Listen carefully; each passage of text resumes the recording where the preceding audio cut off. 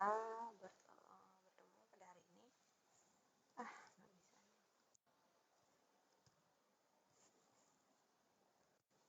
Assalamualaikum warahmatullahi wabarakatuh. Pada kesempatan kali ini kita akan mencoba mengolah data menggunakan model regresi yang ada variabel dummy-nya.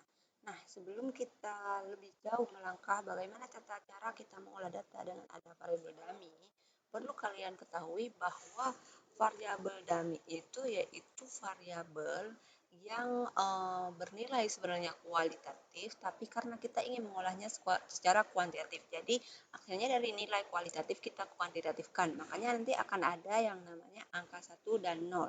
Nah, pada kesempatan kali ini kita akan melihat bagaimana pengaruh faktor, yaitu yang tempat tinggal. Kita akan menguji bagaimana pengaruh faktor-faktor yang mempengaruhi pengeluaran rumah tangga. Nah, pada kesempatan kali ini kita ambil ada 2 variabel bebas seperti yang biasa dan 1 variabel dummy. Nah, untuk variabel dummy itu variabel tempat tinggal, Jadi tempat tinggal di sini apabila si respondennya tinggal di kota, maka kita kasih angkanya 1. Apabila respondennya tinggal di desa, maka kita kasih angka 0.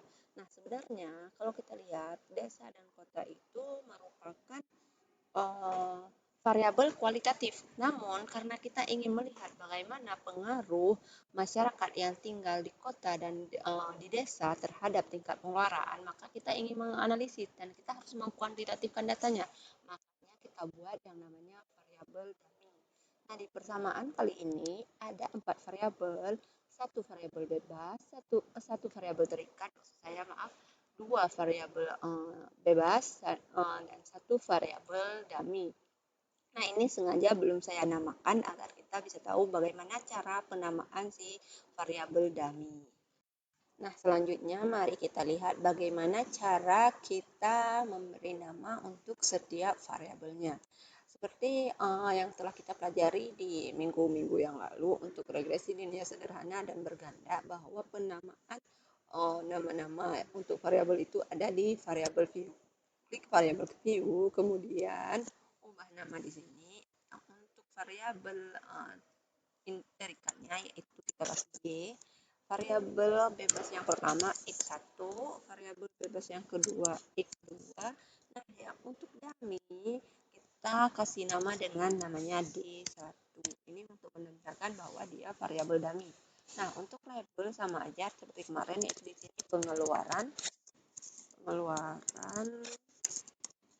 di sini sama dengan pendapatan,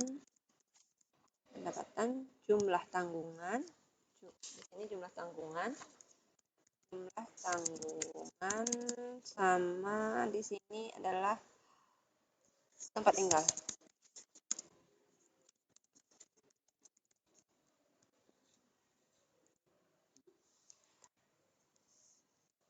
Nah, untuk selanjutnya, untuk menganalisis, membuat model regresi, langkahnya sama seperti yang sebelumnya, yaitu kita klik Analyze, kemudian pilih Regression, kemudian pilih Linear. Nah, ini, kemudian pindahkan yang mana yang menjadi variabel dependent atau terikat, yang mana menjadi variabel bebas ke kotaknya masing-masing.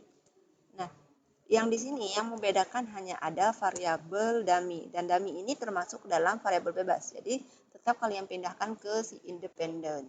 Kemudian untuk melihat bagaimana modelnya, kita perlu mengklik seperti biasa, seperti kemarin descriptive, partial part and correlation, correlationality diagnosis. Nah, untuk Darwin Watson tidak kita klik juga tidak apa-apa karena data kita adalah causation. Kemudian klik all case, continue. Nah, setelahnya berarti kita akan klik OK. Kita lihat bagaimana hasilnya.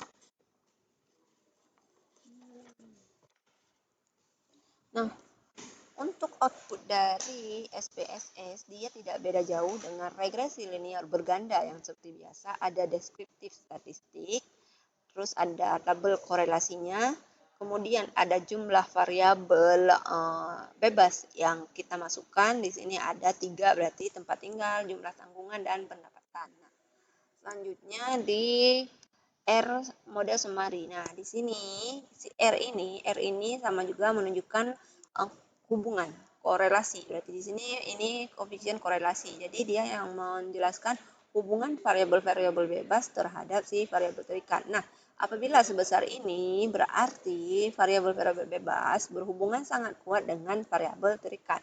Kemudian untuk si R square bacanya sama seperti yang di regresi linear berganda kemarin, bahwa apabila 0,812 seperti ini, berarti kita bacanya adalah bahwa variabel bebas mampu menjelaskan variabel terikat sebesar 81,2%. Nah, selanjutnya apa jadi yang membedakan antara regresi biasa dengan si regresi yang ada variabel dummy-nya? Nah, kalau di uji F ini sama juga bahwa ini uji bersama-sama. Kalau di sini signifikan berarti ada satu atau lebih variabel bebas yang berpengaruh secara signifikan terhadap si variabel terikat, atau mereka secara bersama-sama, jika bersama-sama mereka berpengaruh signifikan terhadap variabel terikat. Nah, selanjutnya, nah ini yang perlu kita perhatikan bahwa ada perbedaan antara variabel yang bukan variabel dummy dan variabel dummy. Untuk signifikansinya sama juga dengan di regresi linear sederhana maupun di regresi linear berganda. Nah, untuk variabel tempat tinggal, karena di sini kita lihat variabel tempat tinggal dia signifikan karena nilainya di bawah 0,05. Berarti kita pastikan ini signifikan bahwa tempat tinggal berpengaruh secara signifikan terhadap tingkat pengeluaran rumah tangga. Nah, bagaimana cara kita membacanya? Apa yang membuat dia berbeda dengan variabel yang lain? Karena ketika ada variabel dummy, ketika dia juga ada parameternya. Nah, kalau parameter kemarin di variabel di regresi linear berganda, jika ada perubahan X, maka akan ada perubahan Y. Seberapa besar perubahan Y? Nah, ini, jadi bagaimana cara kita membacanya? Nah, untuk cara membaca si variabel dummy itu, yaitu misalnya kalau dia signifikan, karena yang kita interpretasi itu yang variabelnya signifikan secara parsial. Nah, kalau cara membacanya, berarti kan koefisien kita sebesar 369.191,424. Nah, cara kita membacanya yaitu ketika uh, ketika sampelnya kita tinggal di kota, karena kota tadi kita bilang 1, desa sama dengan 0, berarti kita menginterpretasinya dengan bahwa apabila apabila sampel kita tinggal di kota, maka akan meningkatkan. Kenapa meningkatkan? Karena di sini tandanya plus, bukan minus. Kalau misalnya minus seperti ini, dia akan menurunkan. Nah, ini berarti plus. Dia akan meningkatkan pengeluaran sebesar 369.199 rupiah. Atau dengan kata lain, bahwa ketika seseorang tinggal di kota, maka dia akan pengeluaran rumah tangganya akan lebih tinggi daripada yang tinggal di desa, karena dia akan ada perubahannya. Nah, begitu ya cara kita membaca variabel dummy, bahwa kita mau melihat apakah ada perbedaan atau tidak, apakah tempat tinggal itu berpengaruh signifikan atau tidak terhadap pengeluaran. Nah, untuk yang tabel yang lain seperti yang sebelum-sebelumnya, jadi yang paling penting kita lihat kalau di variabel dummy adalah cara membacanya si koefisien variabel dummy-nya bagaimana.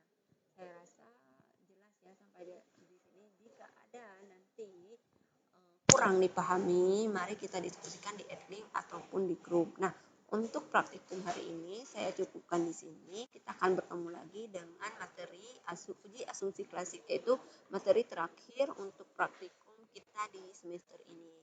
Untuk sampai di sini saya tutup kelasnya. Wassalamualaikum warahmatullahi wabarakatuh.